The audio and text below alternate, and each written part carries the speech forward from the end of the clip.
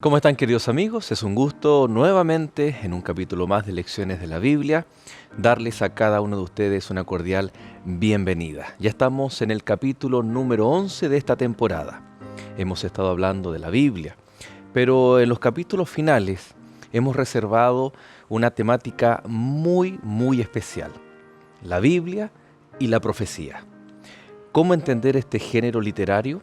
¿Cuál fue la intención de Dios al revelarnos el futuro, o desde el punto de vista del escritor, al revelar lo que iba a acontecer en el futuro y desde nuestro punto de vista corroborar aquellos acontecimientos históricos que ya se cumplieron? ¿Cómo Dios fue guiando todo? ¿Cómo Dios estuvo presente en la historia? Sin duda alguna nos habla de un Dios maravilloso, de una palabra profética segura, y por supuesto también podemos hablar de aquellas cosas que están ocurriendo hoy y que fueron profetizadas antes. Por lo tanto, te invito a que puedas estar muy atento y desde ya agradecemos tu compañía, porque Lecciones de la Biblia comienza en esta hora.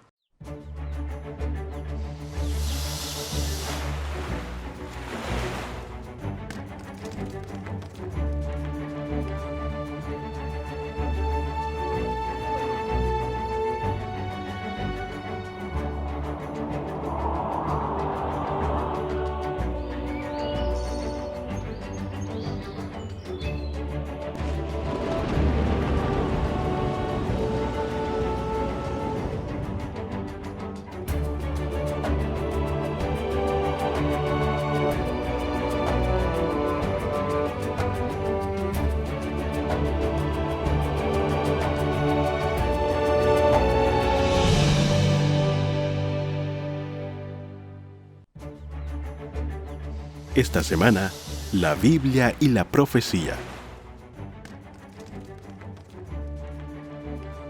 Y él dijo: hasta 2300 tardes y mañanas, luego el santuario será purificado. Daniel, capítulo 8, versículo 14.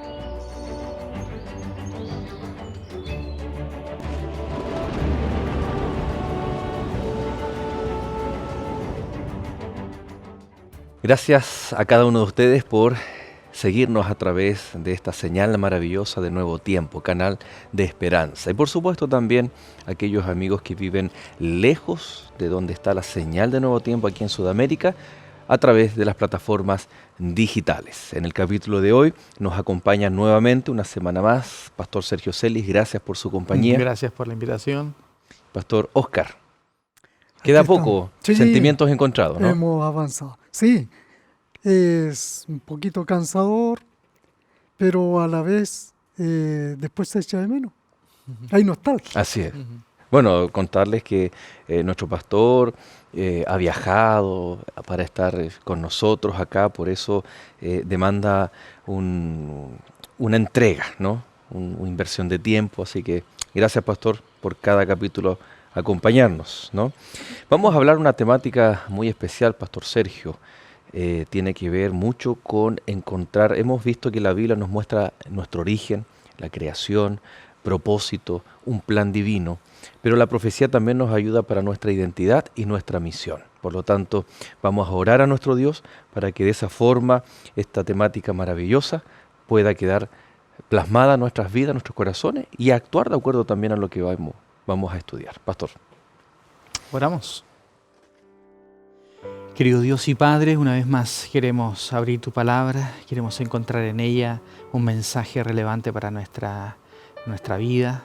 Queremos pedir, Señor, que a través de ella podamos también llegar a aquellos que están necesitando un mensaje de parte tuya, un mensaje que les dé esperanza, un mensaje que les recuerde las promesas de bienestar, promesas de salvación para cada uno de nosotros. Amén. Acompáñanos en este programa, lo pedimos en el nombre de Jesús.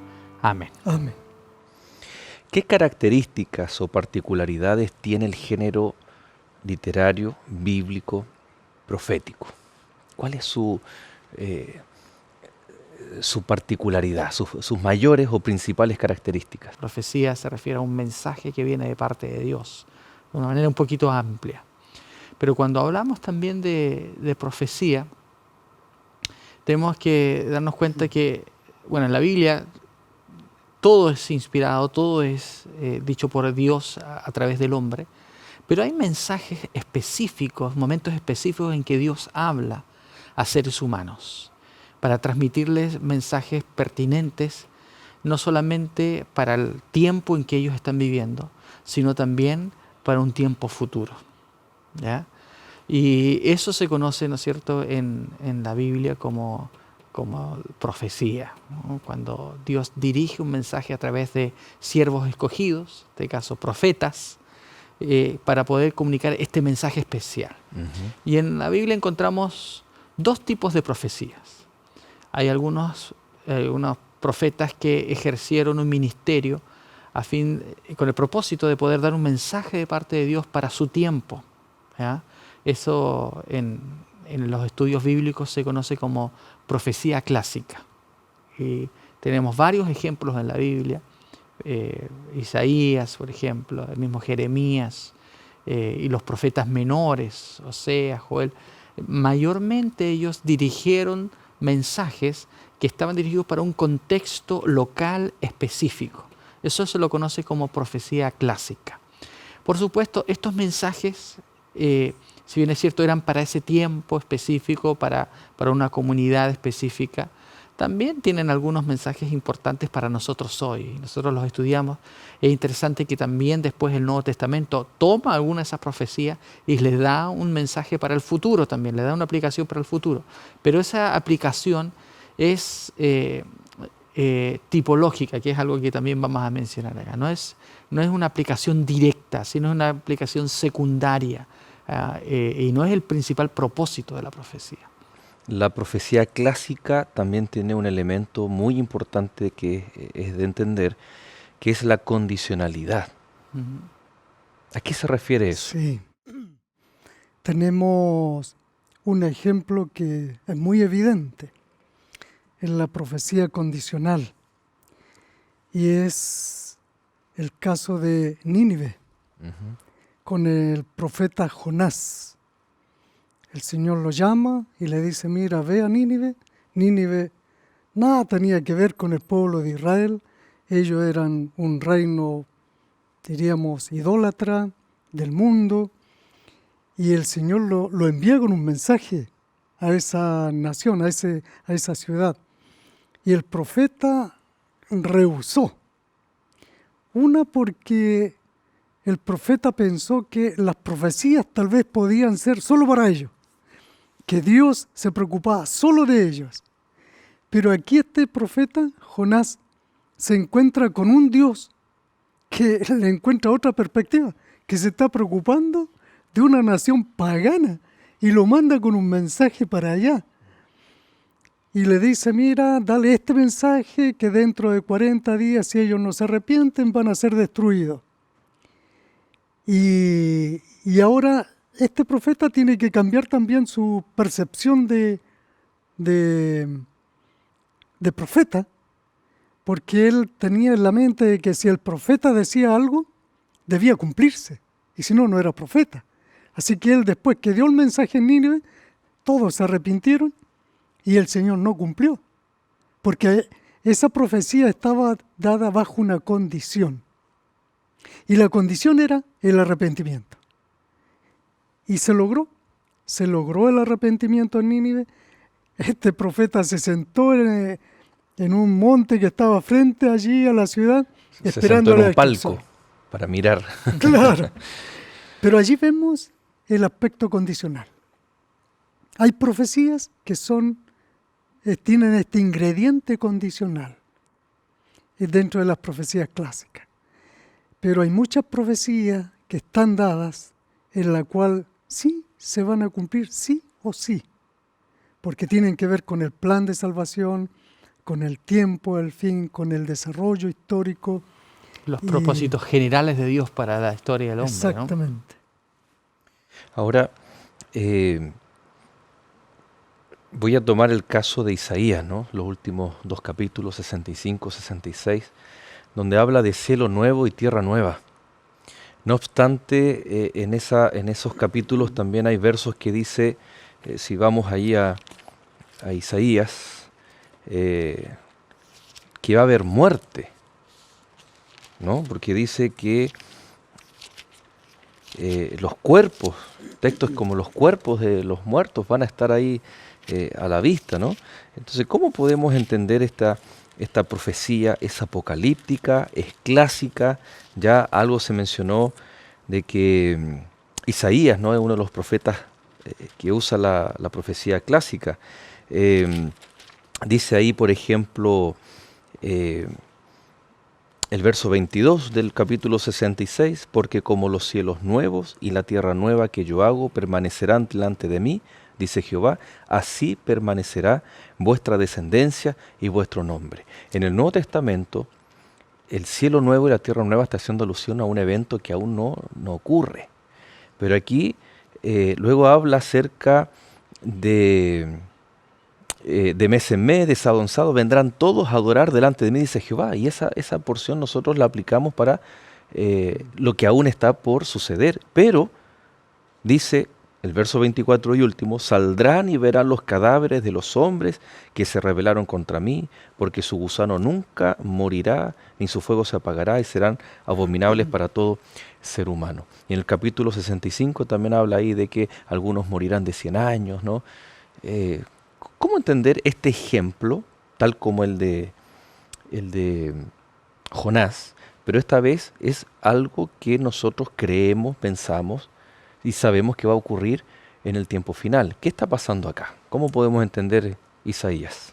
Bueno, estas profecías también tienen algunas, por decir así, algunas miradas hacia el futuro. Porque Dios tenía un plan con Israel. Dios deseaba que su pueblo fuera su pueblo hasta el fin. Pero debido a la inconstante desobediencia e idolatría de Israel, Dios tuvo que hacer un cambio. Llamó a los gentiles a reemplazar a su pueblo. Así que dentro de esta mirada, que tal vez era para Israel, también hay una mirada hacia el futuro, en donde no solo está Israel contemplado, sino que ahora están los gentiles. Israel no ha dejado el Señor de prestarle atención. Así dice el apóstol Pablo en el libro de Romanos. Uh-huh. Israel, dice Pablo, defiende a su Israel, ¿no? Yo soy israelita, dice, y este pueblo sigue siendo el tronco y lo demás son las ramas que han sido injertados, ¿cierto? Y él defiende su postura de pueblo de Dios. Por lo tanto, aquí hay una mirada también escatológica, con un tinte escatológico. Hay una aplicación local y una mirada también con cierto matiz escatológico. Por ejemplo, en el caso de los Salmos, David escribe de lo que a él le está aconteciendo. Y el sufrimiento en algunos aspectos de David son aplicados más tarde al Mesías, a Cristo, en la cruz del Calvario, ¿no? Por lo tanto, hay a veces en las profecías una aplicación local y dentro de esa misma profecía puede haber también una aplicación escatológica. Podemos decir entonces que aquello que no se cumplió con Israel puede o se cumple automáticamente con el Israel espiritual, con el pueblo de Dios en el tiempo final. ¿Hay una conexión? Hay una conexión allí, porque el propósito de Dios era establecer, ¿cierto?, su reino en esta tierra a través de Israel. El elemento central de esto no era el pueblo, sí, era el Mesías. Y en este sentido, ¿no es cierto?, Dios cumplió cabalmente su promesa enviando al Mesías. El propósito de Dios se cumplió sí o sí, porque uno dice, no, Dios fracasó con Israel. Y yo diría que no, Dios cumplió sus promesas y tuvo éxito en traer salvación a todas las naciones de la tierra a través de Israel, en Jesucristo. Uh-huh. Porque esa fue la promesa, que todas las naciones serán benditas en tu nombre. Entonces Dios tuvo éxito en traer salvación a todas las naciones a través de Israel, a través de Jesucristo, trayendo el Mesías que viene, ¿no es cierto?, del linaje de David, cumpliendo todas las promesas. Ahora, como una adición a este plan que era el elemento central, Dios dice, bueno, y si tú, Israel, eres fiel en estas cosas, yo de ti voy a ser una gran nación, y vienen todas estas promesas dedicadas a su pueblo, a sus hijos, que obtendrían si ellos cumplían con su parte del pacto. Lamentablemente, el pueblo de Israel no cumplió su parte con el pacto. No es Dios que fracasó, sino que es Israel el que fracasa en reconocer al Mesías, en cumplir, digamos, ese rol que Dios le había dado. Y por lo tanto, Dios llama a todas las naciones ahora, aquellos que crean en Jesucristo, para poder ser parte de su pueblo, ¿no?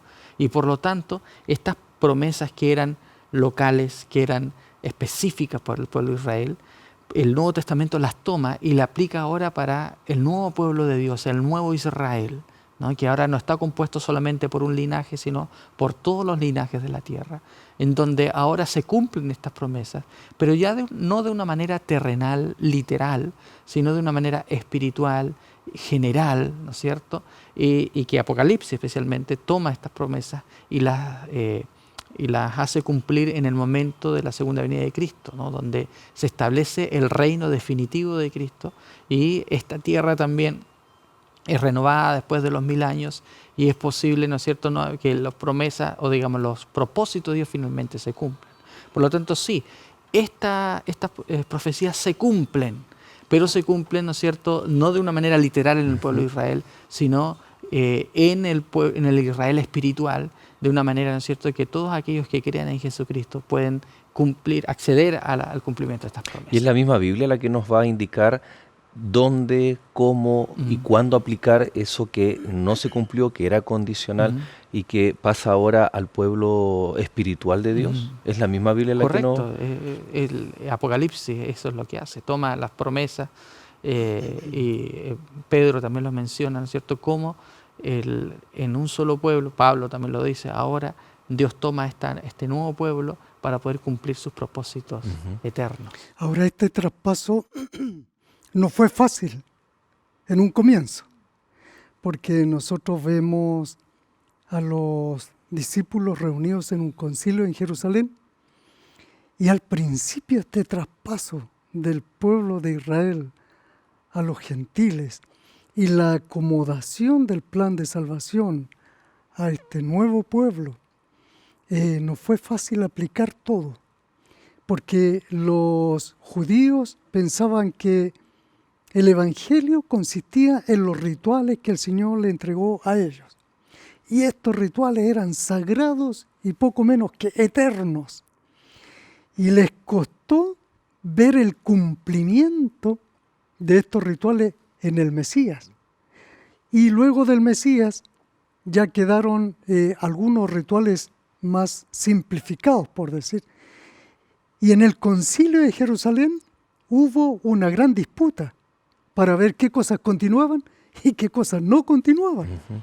Y en el pasar del tiempo, a corto plazo en todo caso, Pablo, Pedro, el apóstol Juan en el Apocalipsis, en fin, ellos van aclarando poco a poco, ¿no es cierto?, qué era lo que quedaba y era válido después del cumplimiento mesiánico en Cristo Jesús. Y eso obedece también a una intención del Antiguo Testamento de mostrar imágenes tipológicas que tenía una realidad que el pueblo de Israel desconoció precisamente en el tiempo cuando Jesús vino la primera vez. Queridos amigos, tanto la tipología como entenderla, las unidades de tiempo, ya que la profecía apocalíptica abarca mayor cantidad de tiempo, y cómo nosotros también podemos hacer un estudio acabado y llegar a ciertos hechos históricos. Es muy importante entender también cómo se trabaja con el tiempo en la profecía bíblica. Vamos a hacer un alto, usted no se separe, ya regresamos aquí en Lecciones de la Biblia.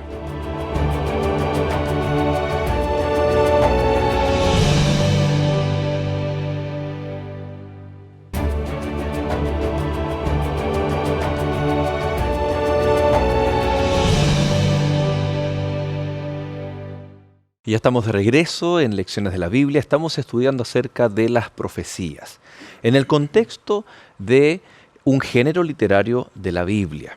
¿Cuál fue la intención? ¿Por qué razón se escribieron? Estamos viendo algunas características. Hablamos de que la profecía tiene dos géneros, o el género literario profético tiene dos secciones, ¿no? La profecía clásica y la profecía apocalíptica. La profecía clásica es condicionada a un contexto, a un pueblo, con también aplicaciones para nuestros días, pero sin descuidar que el objetivo principal es la de la propia época del autor o del profeta.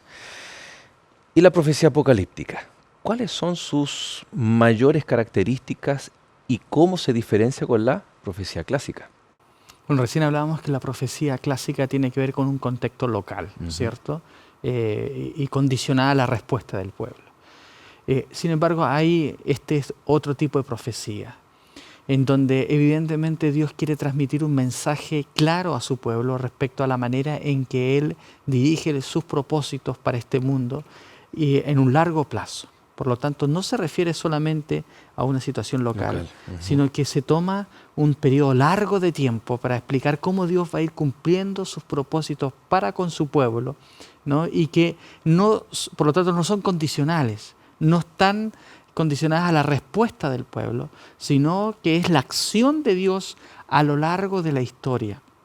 Entonces nos vamos a encontrar que este tipo de profecía, a diferencia de la clásica que es muy literal, que es un mensaje directo para el pueblo, este tipo de profecía usa mucho simbolismo, mucha simbología, porque hay un mensaje que está reservado para su pueblo y que involucra también a las otras naciones del mundo. O sea, es un mensaje claro cuando se logra interpretar con la misma Biblia. Exactamente. O sea, él da las mismas código. Bases para poder interpretar los simbolismos. Pero ¿no? si no, es un tanto complejo, ¿no? Porque hablamos de bestias, todo tiene simbolismo. Las personas están representadas por agua, muchas aguas, hay dragón, mujer, y todo tiene un significado. No se puede tomar algunos elementos como... O sea, no hay una interpretación al azar o antojadiza por alguien, sino que la misma Biblia también establece cuál es el significado de esos simbolismos. Y para descubrir ese significado, ¿qué métodos existen? Y de los que existen podemos elegir para el que la Biblia se interpreta a sí misma en el contexto profético. Hay un método que en realidad, especialmente para la profecía apocalíptica, existe el método de día por año. En el contexto del historicismo, que quizás sí, primero explicar, ¿no bueno cierto?, que hay diferentes escuelas proféticas y que no todas las escuelas interpretan mejor. O sea, igual. Claro. Pero que en el contexto que nosotros entendemos la Biblia y que tiene que ver con lo que hablábamos en el capítulo anterior, que Dios actúa a través de la historia, hay diferentes escuelas, pero claramente la profecía apocalíptica tiene que ver con la acción de Dios a lo largo de la historia. Es lo que se conoce como la interpretación historicista. Y tal vez para que lo sepan nuestros amigos, existe una escuela de interpretación idealista, alegórica, preterista, futurista. Pero nosotros, de acuerdo a cómo vemos en la Biblia, y sobre todo en el libro de Daniel, como el ángel cuando le explica a Daniel utiliza el método historicista, marcando un punto en la historia y proyectándose desde ese punto hacia el futuro. En este caso, por ejemplo, en el caso de Daniel 2, Daniel le dice a Nabucodonosor, tú eres aquella cabeza de oro, y después de ti vendrá otro, y después vendrá otro. Es decir, hay una continuidad histórica. Para interpretar a través del tiempo esta profecía, es que hay un método que es el método de día por año. Perdón, pastor, porque especialmente Daniel capítulo 9 habla de semanas, el capítulo 8 habla de días. Claro. Entonces cuando uno tal vez saca la cuenta, si bien literal, con una calculadora, dice, el pastor Celis acaba de decir de que la profecía apocalíptica son largos periodos o periodos que necesitan interpretarse a través de la historia. Pero si hablamos de 70 semanas o 49, y hay esas 70 semanas tan desglosadas en unidades de tiempo semanales más cortas. Tal vez no llegamos a, por ejemplo, 2300 años. ¿Por qué Daniel 8 y 9 hablan de 2300 días o tardes y mañanas, y después habla de 70 semanas? Cuando uno saca la cuenta literal, no llegamos a 1844, por ejemplo. Entonces, ¿por qué? Y ahora sí, pastor, usted continúe. Ya. Aquí hay una explicación que vamos a tratar de reducirla porque esto es un tema largo. Pero vamos a tratar de ser precisos. Daniel 8:14. Allí Daniel recibe la información. Hasta 2300 tarde y mañana y el santuario será purificado. O luego el santuario será purificado. Quiero decir que en el texto hebreo está tal cual. Está en nuestra Biblia de Casiodoro de Reina. Y él le dijo, hasta 2300 tarde y mañana, luego el santuario será purificado. Pero, revisando la Septuaginta, que es una traducción del Antiguo Testamento al griego, en este texto dice lo siguiente. Y él dijo, hasta 2300 días de tarde y mañana, y el santuario será purificado. Aquí hay unos elementos que, primero, hay una relación muy estrecha con el capítulo 1 del Génesis. Fíjate que en el capítulo 1 del Génesis, cada vez que se comienza a detallar un día, dice, y dijo Dios. Ese y dijo en hebreo es Vayomer. Y aquí este texto comienza tal cual, Vayomer. Y utiliza la palabra día, ¿cierto? Y utiliza, no utiliza la palabra día, utiliza los términos de tarde y mañana, Erev, Boker. Así como en el Génesis, cada día fue la tarde y la mañana, un día. Fue la tarde y la mañana, el segundo día. Bueno, aquí también utiliza la misma nomenclatura para explicar que son 2300 días. Bien, ahora que tenemos esa explicación, la explicación más completa está dada en el capítulo 9 de estos 2300. Y en el capítulo 9, el ángel, cuando le comienza a dar la explicación a Daniel, le dice, mira, aquí, desde la orden, cuando comienza esta profecía, hasta el Mesías príncipe, habrá 7 semanas, 62 semanas, ¿no es cierto? Y al final una semana. Si nosotros tomamos eso literal, no nos calza. Uh-huh.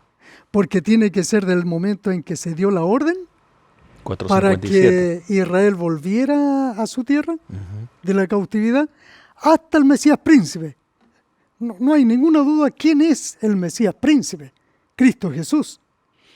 Si nosotros tomamos los 2300 literales o tomamos las semanas literales, no nos calzan.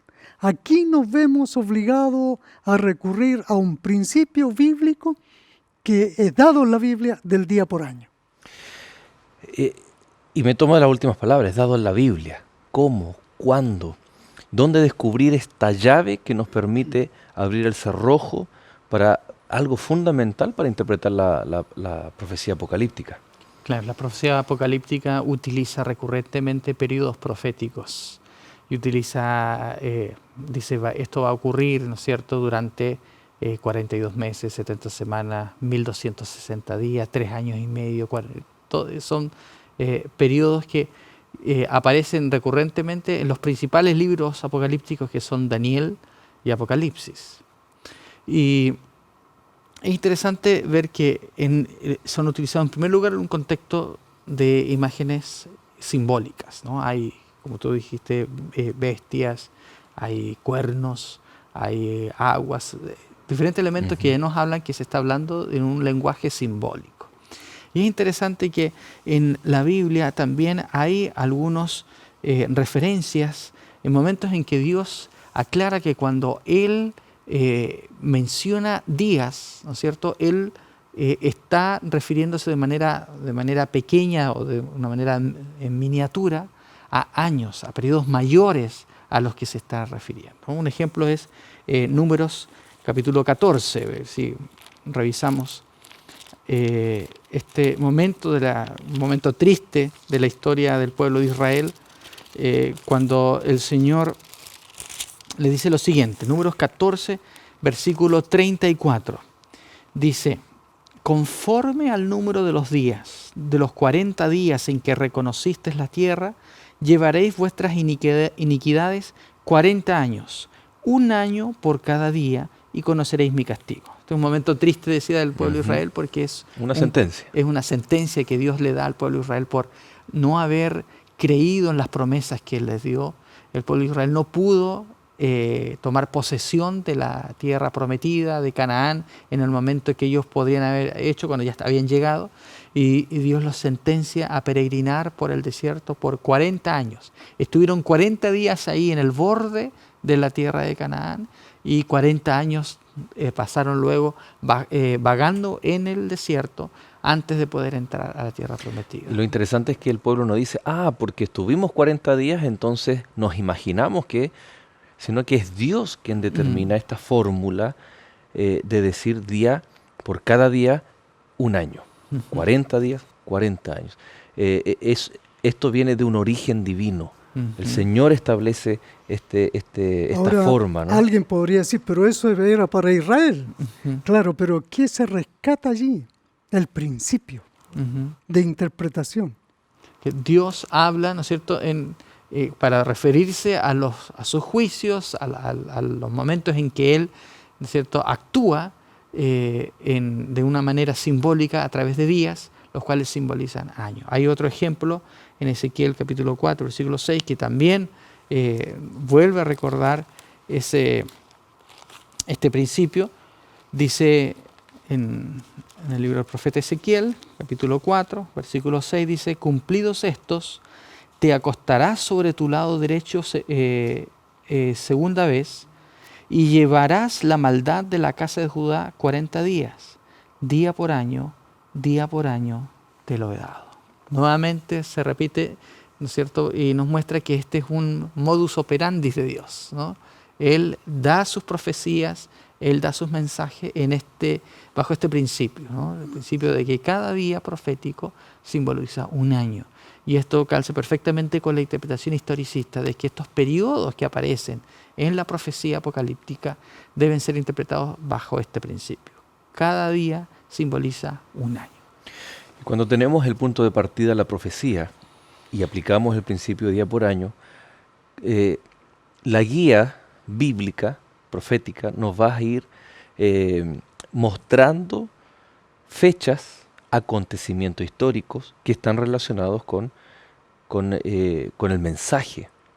Por ejemplo, ¿qué podemos decir con respecto a el cuerno pequeño que aparece en Daniel capítulo 7, capítulo 8, con respecto al juicio también, ¿no? Son doctrinas o creencias ambiguas en el aire, o el juicio previo a la venida de Cristo tiene una fecha profética, tiene un propósito también que es profético. Cuán importante es respetar este aspecto historicista, especialmente el principio de día por año, cuando hablamos del juicio. Yo quiero ahondar un poquito más y quiero tomarme nuevamente de los 2300 días de tarde y mañana, como dice la Septuaginta. Y luego esa parte de la profecía también es verificada por los capítulos 7 y 8, por las profecías de los símbolos que allí aparecen. Pero yo quiero hacer algo en este momento, y es que si alguien por primera vez escuchó esto y dice, bueno, aquí en este programa están citando Daniel 8:14 y después nos saltamos a Daniel 9. Y están uniendo dos profecías que están en capítulos distintos y dicen que es una misma profecía. Ujú. Bueno, en beneficio de ello, quiero darles una conexión. ¿Cómo están conectados realmente estos dos?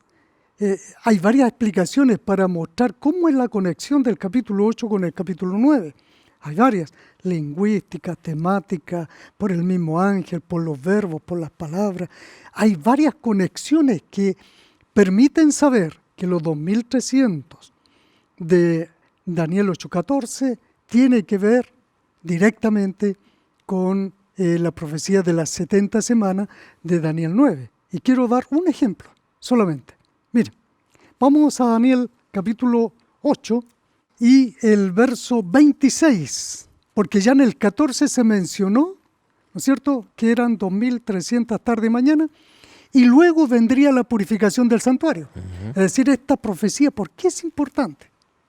Porque tiene que ver con el juicio, con la purificación del santuario, o Yom Kippur, como le llamaban los israelitas. Pero en el versículo 26 dice: la visión de las tardes y mañana que te fue dada, es verdadera. Y termina diciendo: pero tú, ¿no es cierto?, sella la visión porque es para un futuro distante o para el tiempo del fin. Primero, quiero dar una pequeña explicación lingüística.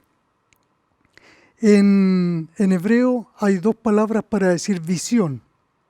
Una es maré y la otra es jasón. Jasón. ¿Cuándo se trata de maré y cuándo se trata de jasón? Maré es una visión que se entrega, una explicación que se entrega personalmente, ya sea por Cristo mismo o por un ángel, pero por un ser, ¿no es cierto?, visible, personal, que está allí explicando algo. La profecía de Daniel, capítulo 8, se le entrega a Daniel, en este caso de los 2300, en forma personal. Y eso se llama maré.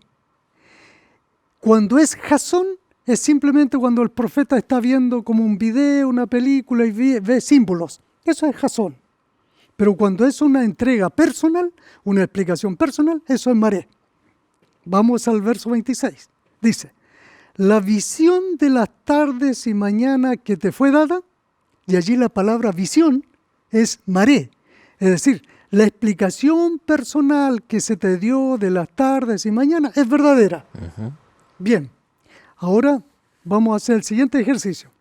Vamos a pasar al capítulo 9 de Daniel, porque después que pasaron varios años, Daniel quedó preocupado por esta profecía y se pone a orar. Pastor, usted sabe que los break, los cortes, se dan en la mejor parte. ¿Lo sabe? Sí. Mantenga entonces ahí cómo estamos conectando el capítulo 8, el capítulo 9 de Daniel. ¿Será la misma profecía? ¿Será la misma visión? ¿Será otra diferente? ¿Cuál fue el propósito de Dios con estas palabras maravillosas? Jasón maré. Queridos, hacemos un corte, usted no se separe, ya regresamos.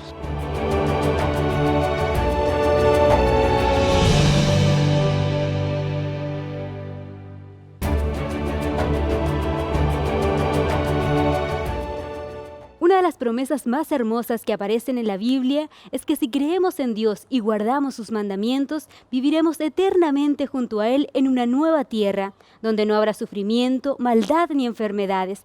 Todo será perfecto, es lo que siempre hemos soñado. Pero ¿qué debemos hacer para heredar la vida eterna? Esta y otras preguntas podrás responder mediante esta revista de estudio Enseñanzas de Jesús.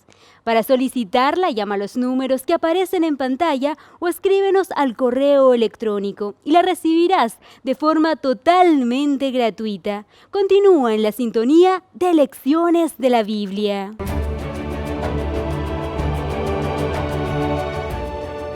Y bueno, ya estamos de regreso, queridos amigos. Si usted por alguna razón recién se está integrando, recuerde que en las plataformas digitales está este capítulo, puede volver y revisar los bloques anteriores y también los capítulos de los capítulos anteriores de esta temporada.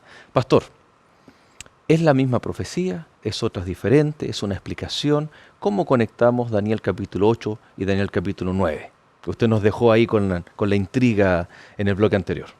Bien, para retomar un poquito, ¿no es cierto? Dijimos que estábamos conectando Daniel 8:14 de tarde y mañana con la palabra visión, que en hebreo es maré. Y a Daniel se le dice que esta maré de las tardes y mañana es verdadera. Luego dijimos que pasaron algunos años, Daniel quedó muy preocupado y retoma este problema, esta inquietud que él tenía y se pone a orar. En el capítulo 9, verso 23, dice: tan pronto como empezaste a orar, fue dada la respuesta, y yo he venido a enseñártela, porque tú eres muy amado. Entiende pues la palabra o la orden, y entiende la visión. Y aquí nuevamente utiliza y entiende la maré. Y ahora, en el verso 24, ¿cierto? Allí al decir visión o maré, es como si pusiéramos 2 puntos. Y ahora viene la explicación. Verso 24. 70 semanas están determinadas sobre tu pueblo y sobre tu santa ciudad. Es decir, Daniel, a ti se te dio una explicación, ¿no es cierto?, personal, que le llamamos maré. Bien, ahora yo te la vengo a explicar. Escucha, la explicación es esta. 70 semanas están determinadas sobre tu pueblo. Es decir, allí hay una conexión lingüística clarísima, que los 2300 están totalmente conectados con las 70 semanas. Es decir, las 70 semanas deben calzar. Son parte de. Uh-huh. Pero ahora lo curioso es que en el verso 25 dice: conoce pues y entiende que desde que salga la orden para restaurar y edificar a Jerusalén hasta el Mesías príncipe, habrá 7 semanas y 62 semanas. Si sumamos esas semanas, no alcanzamos a llegar hasta el Mesías. De forma literal. De forma literal, claro. Tiene que ser, ¿no es cierto?, como explicaba Sergio delante, tiene que ser bajo esta interpretación simbólica, ¿no es cierto?, de el día por año.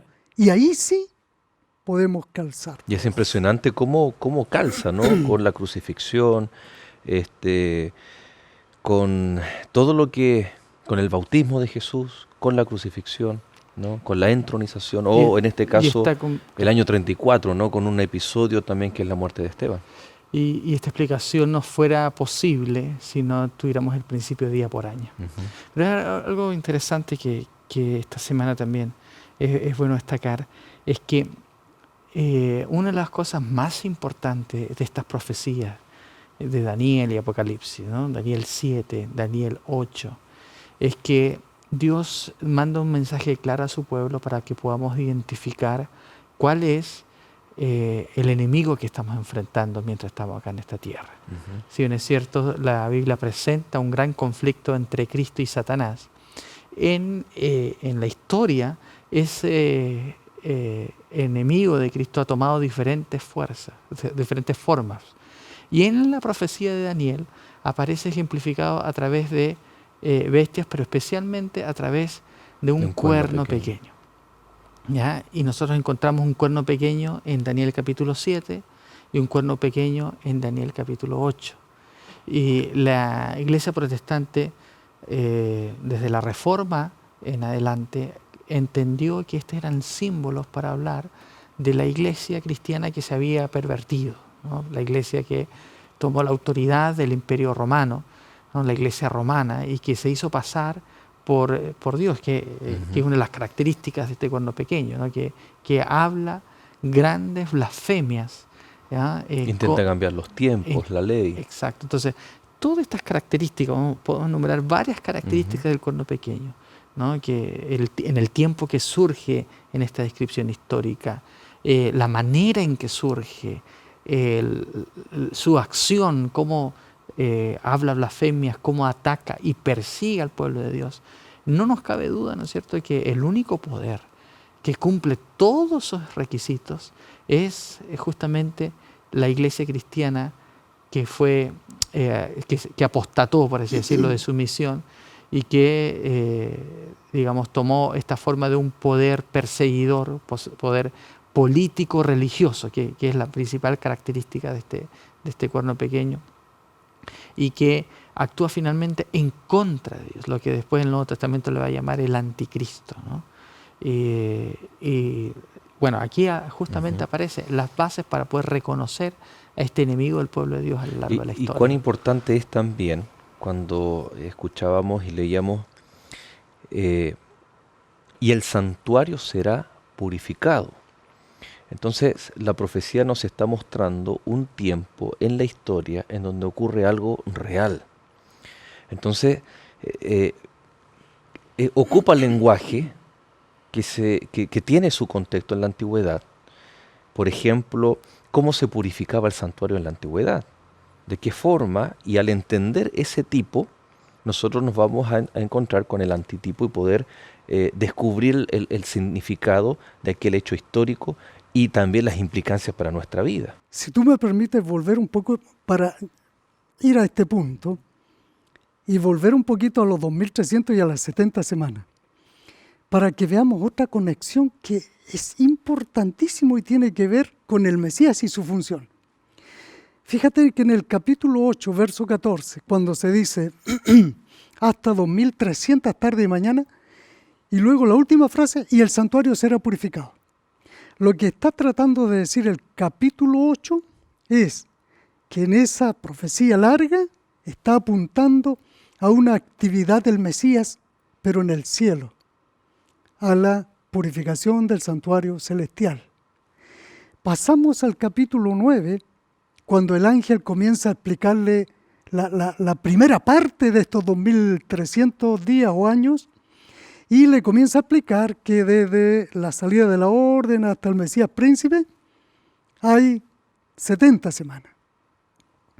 ¿Por qué en la revelación dada a Daniel se separó este periodo de los 2300 y la explicación de las 70 semanas? Porque ambas tienen un objetivo. El objetivo de los 2300 al final es la purificación del santuario, una acción del Mesías en el juicio celestial. En las 70 semanas hay una acción del Mesías, pero antes del juicio, en la muerte vicaria, la muerte en la cruz. Así que por eso que el Señor le entregó por separado, porque toda esta profecía en el fondo es cristocéntrica. Es cierto que en los capítulos 8, capítulo 7, se nos hablan de bestias que tienen que ver con imperios, pero el foco no está en los imperios, está en el Mesías. Es como el punto de origen. Como bien Sergio decía delante, ¿no? Ese es el punto, el accionar del Mesías, la obra de Dios. Y ahí entonces nosotros le encontramos sentido a la profecía cuando la tornamos cristocéntrica. Y que estos tipos del Antiguo Testamento todos apuntaban al ministerio de Cristo. Exactamente. El propósito de mostrar estas profecías es llevar al Mesías y apuntar la obra del Mesías que realizaría, ¿no es cierto?, en el santuario celestial. Lamentablemente se nos fue el tiempo para poder explicar cuán importante es la labor de Cristo, ¿no? Y claro, la Biblia utiliza estos mensajes para explicarnos de que en estos momentos, antes de la segunda venida de Cristo, después de la acción de estas bestias que aparecen en Daniel 7 y 8, se está desarrollando un juicio donde Dios va a defender a su pueblo, se da el juicio a los santos del Altísimo y finalmente ellos cumplen los propósitos de Dios, ¿no? ¿Cuál es el propósito de Dios? El establecer un reino con sus hijos que dure para siempre, ¿no? Ese reino debe ser confirmado por la corte celestial. Esa es la escena que aparece en Daniel capítulo 7, del Hijo del Hombre viniendo, apareciendo frente al anciano de días, dando el juicio a los santos del Altísimo, lo cual permite después ejecutar el juicio sobre la bestia, el cuerno pequeño, ¿no es cierto?, y las otras bestias, lo cual establece o da como resultado el establecimiento del reino de Cristo. Creo que es el apuntar a Jesús, ¿no es cierto?, como nuestro Salvador, nuestro abogado en el juicio, en una parte muy importante de la profecía. No es destrucción, aunque es mencionada. No es las catástrofes naturales que podamos estar viviendo incluso en nuestros días. No es la persecución que el enemigo hace en contra del pueblo de Dios. Se trata de Cristo Jesús. Por supuesto que lo que mencioné aparece también mencionado en la profecía, pero no ese es el foco de atención. Es solamente para darnos cuenta de cuán maravilloso, cuán atento, pendiente ha estado Cristo Jesús de su pueblo, de su iglesia y de cada uno de nuestros amigos, ¿no? Porque si vamos de lo macro, de lo histórico, hasta la vida personal de cada uno, el Señor ha manifestado ese deseo de que nosotros aceptemos su plan de salvación. Pastor Oscar, en los breves minutos que nos quedan, creo que el Señor tiene un llamado también para cada uno de nuestros amigos que nos ven en esta hora. El Señor en estas profecías no solo ha nombrado y ha mencionado los imperios, sino que a continuación de esos imperios y a continuación del cuerno pequeño se muestra en el cielo un juicio. En ese juicio está actuando Cristo y está actuando Cristo en nuestro favor, porque Él desea que nosotros seamos salvos y Él desea que nosotros decidamos por Él, porque Él es el camino, la vida, la salvación y no hay otro camino. Por lo tanto, el Señor Jesús quiere que tú lo aceptes como el abogado que está trabajando en ese juicio celestial. Y tú necesitas que tu nombre pase delante del trono de Dios y sea defendido por Cristo Jesús, nuestro abogado. Yo deseo que tú puedas aceptar a Jesús, que tú puedas reconocer que en Jesús no solo es un personaje histórico, sino es un Salvador, es un abogado celestial que está ante el Padre, es el Hijo de Dios. Así que yo quiero orar por ti, para que tú tomes una decisión. Y voy a orar en este momento. Oremos. Señor y Padre nuestro, hemos estudiado en tu palabra que hay un juicio en el cielo previo a la segunda venida de Cristo a la tierra. Y en ese juicio se están decidiendo los casos que han de ser salvos.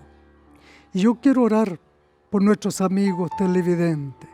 Señor, que tú puedas tocar sus corazones, que tú los puedas llamar al arrepentimiento, que ellos puedan aceptarte para que sean salvos.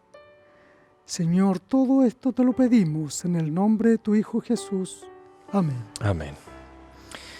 Muchas gracias, Pastor Sergio Celis, por habernos acompañado en estos 2 capítulos. Que el Señor le bendiga en su ministerio. Gracias. Y un cordial saludo a su familia. Muchas gracias. Pastor Oscar, nosotros nos encontramos en el siguiente capítulo.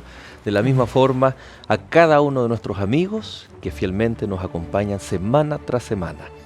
Será hasta un nuevo capítulo, pero usted permanezca en compañía de Nuevo Tiempo, canal de la Esperanza.